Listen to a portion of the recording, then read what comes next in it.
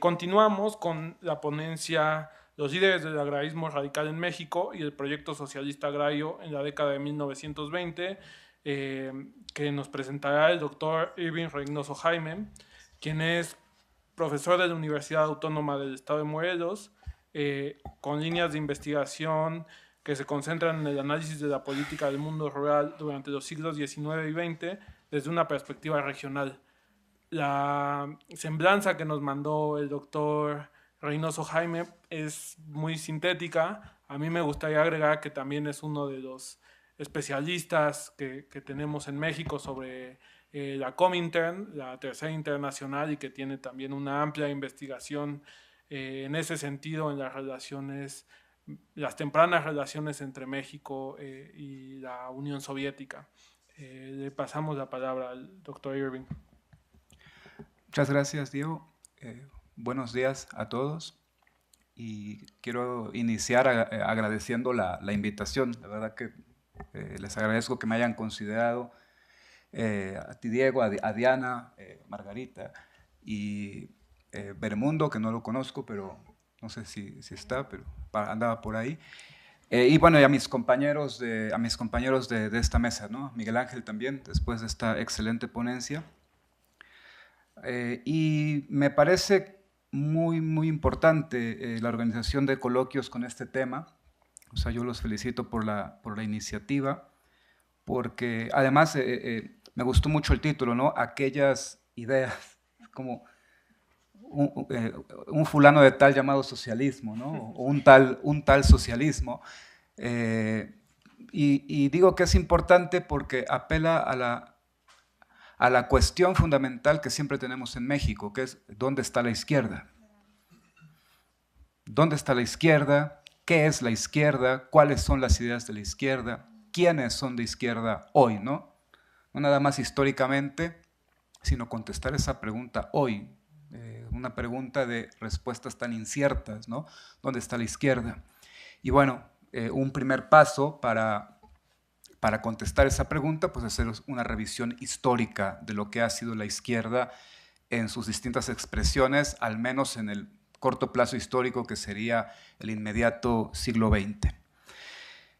Yo voy a platicarles un poco de lo que he trabajado en torno al proyecto socialista en el campo mexicano, en su expresión más radical, ¿no? Me refiero al agrarismo radical de la década de 1920, que es interesante situarlo ahí porque es la década de la llamada postrevolución. Ha terminado el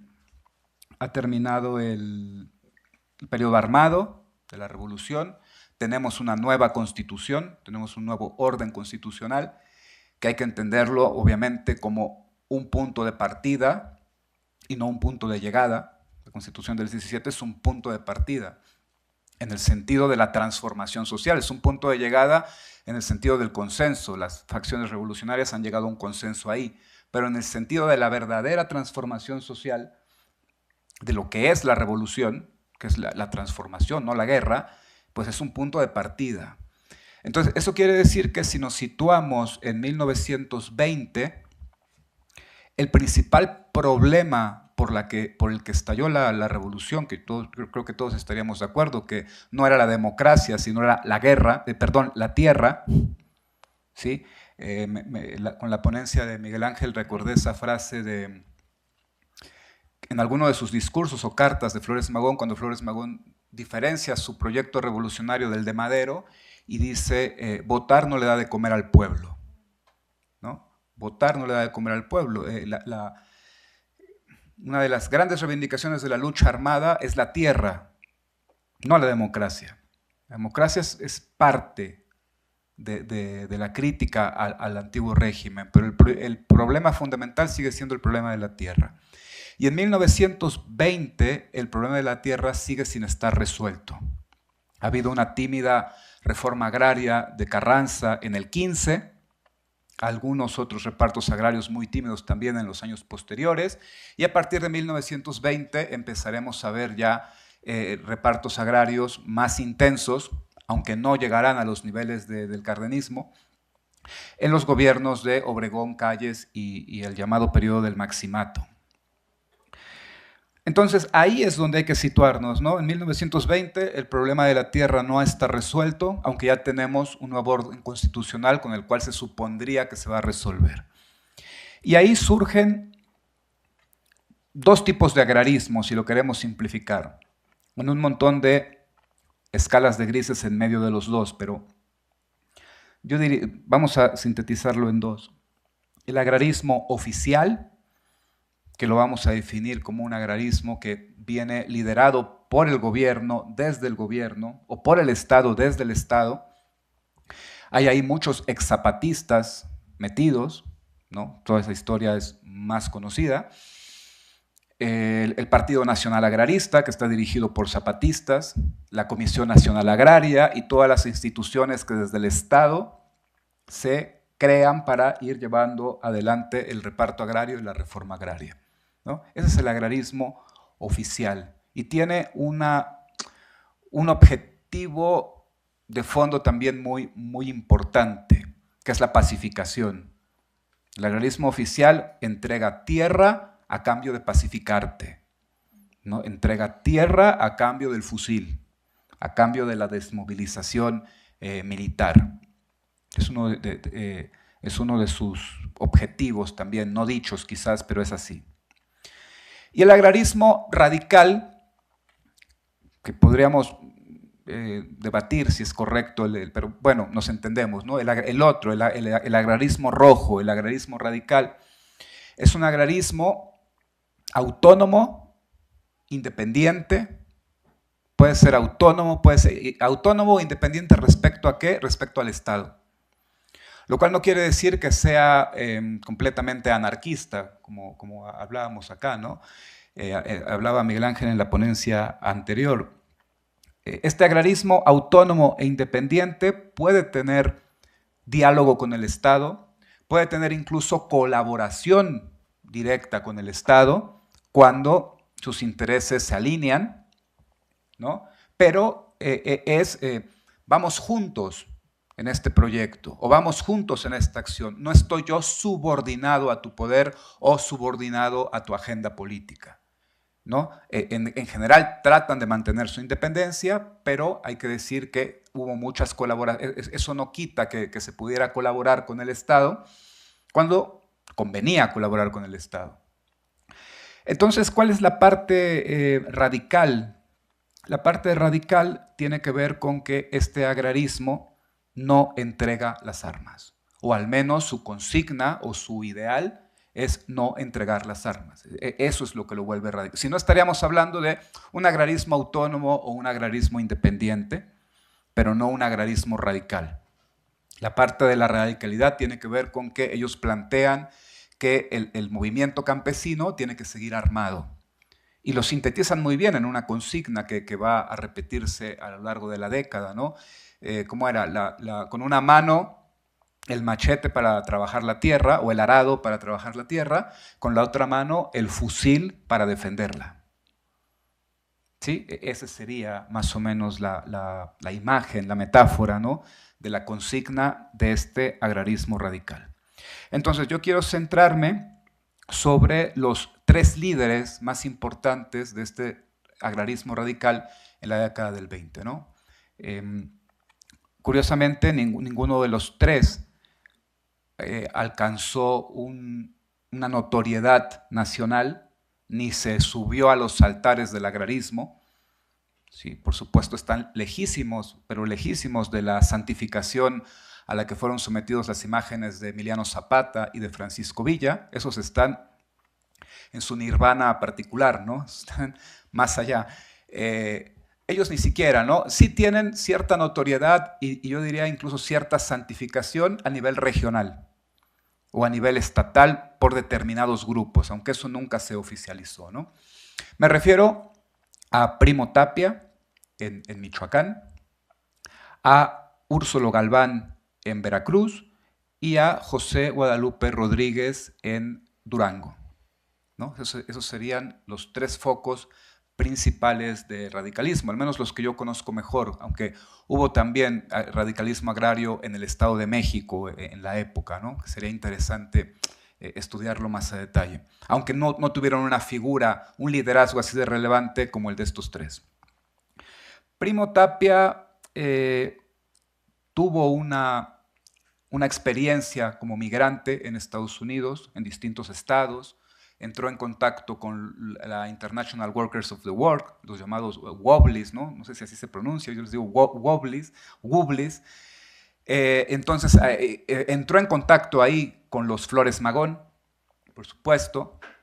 Entonces él tiene esta formación de que él entró en contacto con esta parte de la radicalidad de Estados Unidos, entró en contacto con las ideas anarquistas, tanto las de Estados Unidos como las de México, y luego vuelve a Michoacán, en donde empieza a organizar ligas agrarias y pues apoyar las reivindicaciones de los campesinos de su región.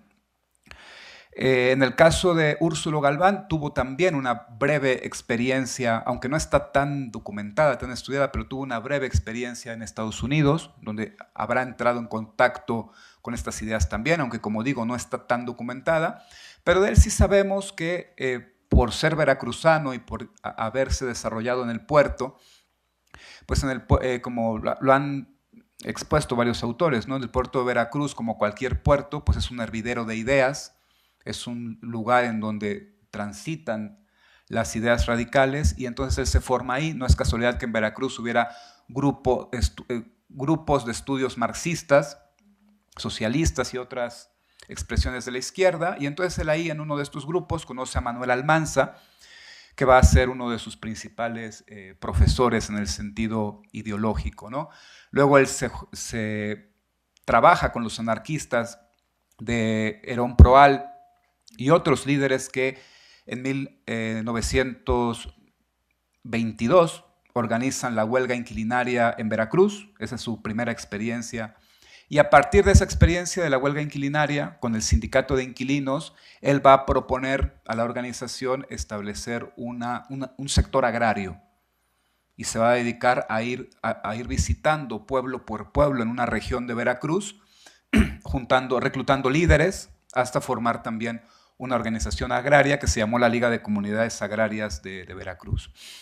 En el caso de José Guadalupe Rodríguez, sus antecedentes son más inciertos, no sabemos que haya tenido una experiencia migrante.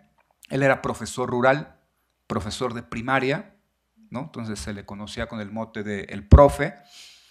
Pero bueno, por todas sus acciones posteriores se puede intuir que él también entró en contacto con estas ideas de la época, ¿no? Fundamentalmente los tres personajes beben del anarquismo, ¿sí? Del anarquismo y de una cierta visión liberal radical, liberal democrática en el sentido amplio, ¿no? No en el sentido del voto electoral, ¿no? Sino en un sentido de mayor autonomía frente al Estado, ¿no? Este es digamos, los antecedentes ideológicos de estos tres dirigentes. Entonces, yo quiero resumir lo que resta de mi exposición en tres momentos principales que estos líderes agraristas llevaron a cabo durante la década del 20, que son los tres momentos del agrarismo radical. Hacia 1923 sería el punto donde hay que situarnos, ¿no? En 1923 ya existían las tres organizaciones que ellos lideraban. La Liga de Comunidades Agrarias de Michoacán, liderada por Primo Tapia, y en estrecha relación con el Partido Socialista de Michoacán. Por el lado de Veracruz ya existía la Liga de Comunidades Agrarias del Estado de Veracruz.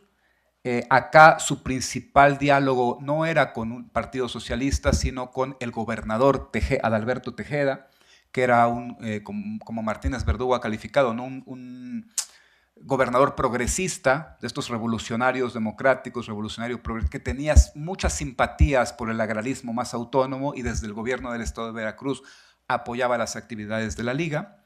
Y en el caso de Durango, no era una liga, era un sindicato de campesinos del estado de Durango que había fundado José Guadalupe Rodríguez. Aunque ahí el diálogo era más difícil, ¿no? Porque los terratenientes de la región, el ejército, todo, siempre estuvieron más coludidos. Entonces, el margen de maniobra de José Guadalupe Rodríguez en sus primeros años fue difícil.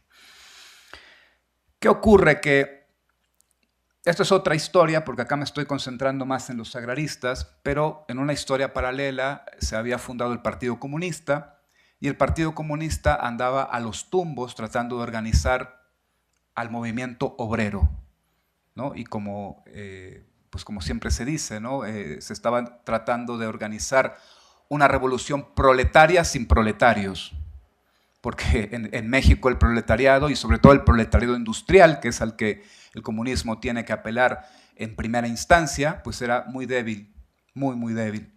Pero bueno, el joven comunismo andaba en esas,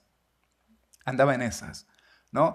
Y acá no fue Mahoma el que se acercó a la montaña, sino fue la montaña la que se acercó a Mahoma, ¿no? Fueron los agraristas, estos tres líderes, los que de manera autónoma se acercaron al Partido Comunista Mexicano y prácticamente le entregaron en bandeja de plata un brazo campesino y una sección campesina ya radicalizada, con liderazgos regionales, con una estructura, todo, ¿no? Y entonces, a partir de 1923, el Partido Comunista Mexicano amanece con un sector campesino que no lo buscaron, porque su confusión ideológica los estaba llevando por el lado del movimiento obrero, cuando Lenin ya había dicho hay que ir al campo. En los países que no están desarrollados, la primera tarea del comunismo es ir al campo. Pues el campo vino a ellos. Y entonces la primera experiencia, aquí es donde hablo de la relación que tiene el agrarismo autónomo con el Estado, es ¿qué hacemos cuando De la Huerta se rebela a finales de 1923?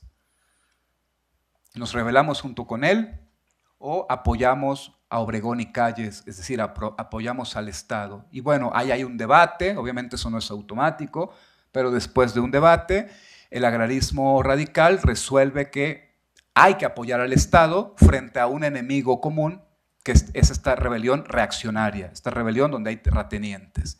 Y entonces ahí vemos un primer diálogo, ¿no? Los agraristas combaten militarmente a lo que ellos califican como la reacción, apoyando al Estado. Además, el Estado aprovecha esta alianza para darles armas. El problema es que cuando acaba la rebelión, este movimiento campesino está armado, porque acaba de defender al Estado, y ahí empieza el verdadero conflicto, porque todo el resto de la década va a ser una pelea por el Estado desmovilizarlos y los campesinos negándose a desmovilizarse. Una vez que les has entregado las armas, no las quieren devolver. El segundo momento es 1926, cuando ellos se dan cuenta de que estos focos regionales tienen que tener una dirección más unificada, y entonces crean el proyecto de la Liga Nacional Campesina. Y en 1926 se crea la Liga Nacional Campesina, que llegó a ser la organización agrarista independiente más grande del país, con presencia en casi 20 estados de la República y, según datos oficiales, con una militancia de 300,000 afiliados, algo así, ¿no? Y una gran cantidad de organizaciones, ligas agrarias, sindicatos metidos ahí. Entonces, esa es la cúspide, ¿no? El presidente obviamente era Úrsulo Galván, el veracruzano. Y el tercer momento es cuando, tras el asesinato de Obregón en 1928, la Internacional Comunista, que era muy influyente en este proyecto, porque además los líderes pertenecían al Partido Comunista de México, da la señal de que hay que empezar a luchar con banderas propias, de que la época del Frente Único ya se acabó, de que ya no es válido establecer este diálogo con el Estado burgués, ¿no? Ya se acabó la época de la colaboración con el Estado burgués, y entonces hay que empezar a pelear por banderas propias. Eso lleva al Partido Comunista a crear el Bloque Nacional Obrero y Campesino, o Bloque Obrero y Campesino, para sintetizar. Lo crean a finales de 1928, se oficializa en enero de 1929, y la Liga Campesina participa en el bloque y lanzan al primer candidato comunista en la historia de México, que es el general Rodríguez Triana, es el primer candidato a la presidencia de México para las elecciones de 1929, ¿no? Estas elecciones extraordinarias ante el asesinato de Obregón. Entonces parece que aquí el proyecto ya estaba muy claro, estamos luchando por banderas propias, vamos con un candidato propio.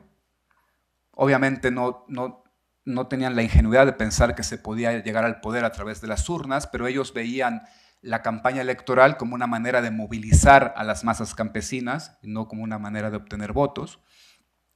Y ese era el derrotero que estaban llevando, pero en marzo de 1929 la rebelión escobarista los vuelve a poner en una encrucijada. ¿Sí? La rebelión escobarista les vuelve a poner este debate. ¿Ahora qué hacemos? ¿Apoyamos al Estado frente a una rebelión que también ellos califican a todas luces reaccionaria, conservadora? ¿O nos sumamos a la rebelión o no hacemos nada? El problema es que, a diferencia de 1923, ahora hay una consigna muy clara de la Internacional Comunista que dice que ya no es la época de colaborar. Y entonces ahí es donde la cosa se rompe, ¿no? Por sintetizar, me olvidé decir que a Primo Tapia lo asesinan en 1926, el ejército en Michoacán. Entonces ahí el proyecto en Michoacán se corta y entonces nos queda Galván en Veracruz y Rodríguez en Durango. Y ellos van a representar ya en 1929, cuando se da este debate del escobarismo, dos proyectos distintos.